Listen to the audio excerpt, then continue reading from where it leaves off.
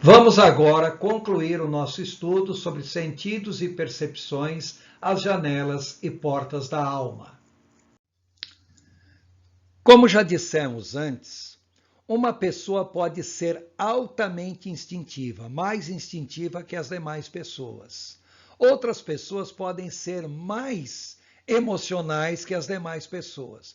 Do mesmo modo, existem pessoas que são altamente sensoriais, mais do que as demais pessoas. Então, vamos ver algumas características comportamentais típicas de pessoas altamente sensoriais. Em primeiro lugar, são pessoas focadas nos 5 sentidos ou em algum dos sentidos de maneira mais específica. De modo geral, são pessoas que só acreditam naquilo que veem, que ouvem, tocam ou sentem. Veja o caso de Tomé na Bíblia. São pessoas muito curiosas e muito pesquisadoras. Tendem a ser muito específicas, rígidas e literais e nada flexíveis em seus pontos de vista. Ou seja, quanto a ser curioso, pesquisador, isso é uma bênção.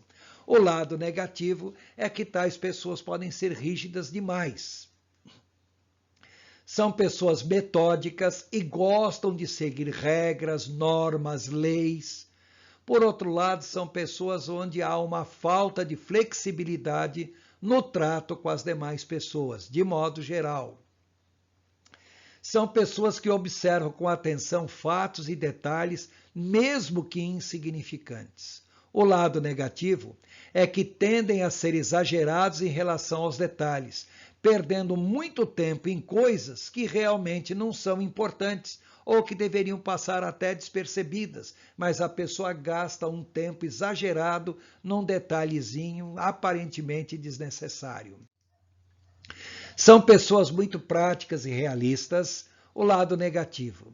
Nem sempre são boas para lidar com significados ocultos e subjetivos.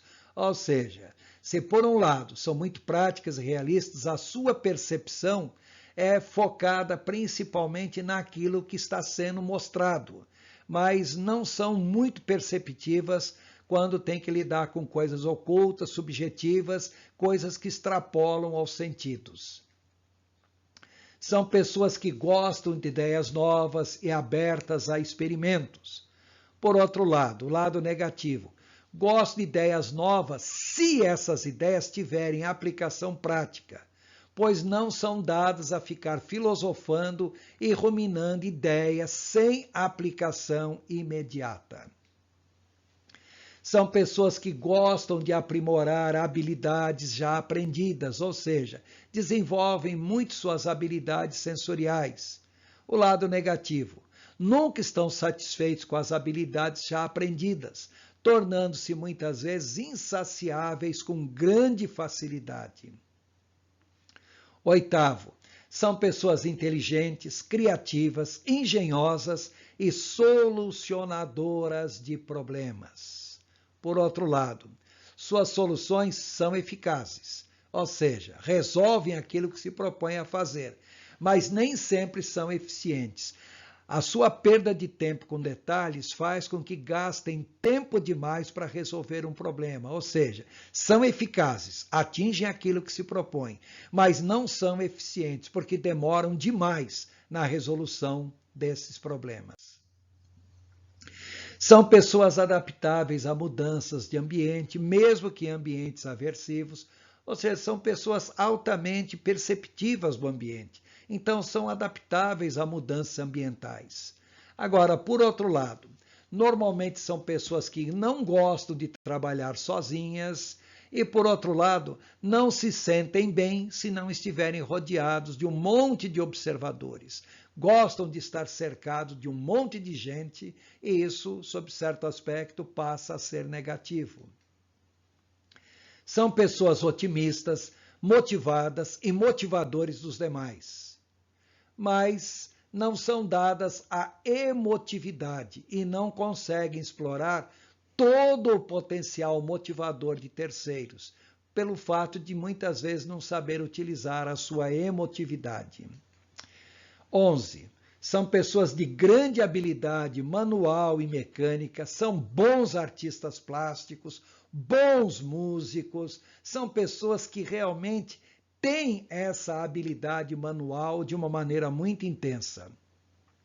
O lado negativo: envolvem-se ou começam muitas coisas e deixam muitas outras coisas inacabadas ou por fazer.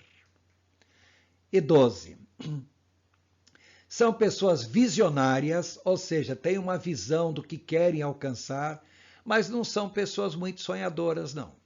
O lado negativo: geralmente são pessoas incrédulas e, por incrível que pareça, falta-lhe uma espiritualidade mais devota, porque são sensoriais demais, são materialistas, não no sentido de não querer as coisas espirituais, mas são materialistas porque querem muito o que podem tocar, o que podem pegar, o que podem ver.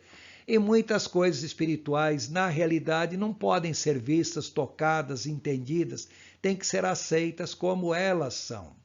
Vamos agora ver as comorbidades mais comuns em pessoas altamente sensoriais. As patologias mais comuns para as pessoas sensoriais são estupor dissociativo, perda sensorial dissociativa. Em ambos os casos, a pessoa pode ficar paralisada com relação às suas capacidades sensoriais e pode até mesmo perder, mesmo que seja temporariamente ou parcialmente, a sua capacidade sensorial mais marcante. Uma outra situação bastante comum é o transtorno de somatização, quando algumas manifestações de natureza psíquica afetam o corpo, principalmente a pele em si. As somatizações são bastante comuns em pessoas sensoriais de modo geral. Podemos mencionar ainda o transtorno doloroso persistente, principalmente aquelas dores incômodas sem uma causa realmente significativa, também o transtorno obsessivo compulsivo e vale acrescentar também a sociofobia e a agorafobia, quando a pessoa tem uma dificuldade muito grande de conviver e de se relacionar com o público. Entre os transtornos de personalidade mais comuns entre as pessoas altamente sensoriais, podemos mencionar a personalidade antissocial e também a personalidade obsessiva e pensamentos fixos. Bom, antes de encerrar, vamos ver alguns exemplos bíblicos de pessoas altamente sensoriais mencionadas na Bíblia. Entre as pessoas visuais, podemos mencionar Adão e Eva no Jardim do Éden, que viram o fruto, fizeram questão de estar tocando naquilo, perceberam que estavam nus posteriormente. O caso de Bezaleel, o homem que foi usado para construir o tabernáculo e os objetos internos. Os profetas Jeremias, Ezequiel, Daniel e também o apóstolo João. Todos foram profetas que descreveram uma quantidade muito grande de visões que receberam do Senhor. Temos que mencionar ainda Tomé, o apóstolo, que queria tocar na ferida de Jesus, colocar o dedo no seu lado, para que ele realmente acreditasse que Jesus havia ressuscitado. Mencionamos ainda o caso de Lucas, que foi um pesquisador bem intensivo para poder escrever o seu evangelho. Outras pessoas que também são sensoriais, mas a sensorialidade não é a característica principal, podemos mencionar Jacó, Salomão, Pedro e o próprio apóstolo Paulo. Aliás, já deu para vocês repararem que o apóstolo Paulo praticamente está em todas. Entre as pessoas altamente auditivas, podemos mencionar o caso de Salomão, os profetas Elias, Ezequiel, também João, evangelista, Lucas, entre as pessoas auditivas, bem auditivas, mas essa capacidade auditiva não era o ponto marcante, podemos mencionar ainda Jeremias, Daniel, também o apóstolo Pedro e o apóstolo Paulo. Mais uma vez, Paulo está sendo citado. Entre as pessoas altamente táteis, podemos mencionar Adão e Eva, Jacó, Bezaleel, Roboão, Tomé, mais uma vez, o apóstolo, queria tocar em Jesus. Lucas, Paulo, novamente. Entre as pessoas altamente sinestésicas, podemos mencionar Caleb, o profeta Ezequiel, Neemias, Pedro, Paulo. Agora, observe que Paulo é uma característica bem marcante nele, ser sinestésico, ser ativo, estar envolvido, caminhando, estar sempre fazendo alguma coisa. Podemos mencionar ainda como sinestésicos, embora não seja a característica mais marcante deles, João Evangelista, Elias, Daniel e Lucas. Encerrando o nosso assunto, podemos dizer que os sentidos captam ou percebem informações ambientais. Já dissemos, então, ao longo de todo esse trabalho, que os sentidos não são 5, mas dezenas, centenas, talvez milhares, talvez até milhões. Os sentidos existem para que se possam receber informações do ambiente e de dentro do próprio organismo. Essas informações são apresentadas aos instintos e às emoções, levando a pessoa a manifestar uma resposta aos estímulos ambientais. Afinal das contas, para que se apresente uma resposta ao estímulo ambiental, primeiramente é necessário que se capte o estímulo ambiental. E isso é feito através dos órgãos do sentido. As informações que chegam aos sentidos não são interpretadas como realmente são, mas como a pessoa está preparada para percebê-las. Em função do quê? Em função de condicionamentos pessoais, do foco no estímulo sensorial recebido, no seu juízo subjetivo de valores.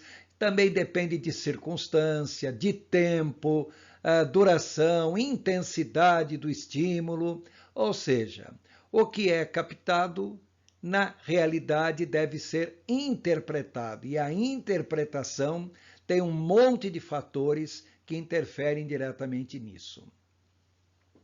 Noção mais clara do pecado de Adão e Eva, nós podemos perceber a alta sensorialidade de ambos.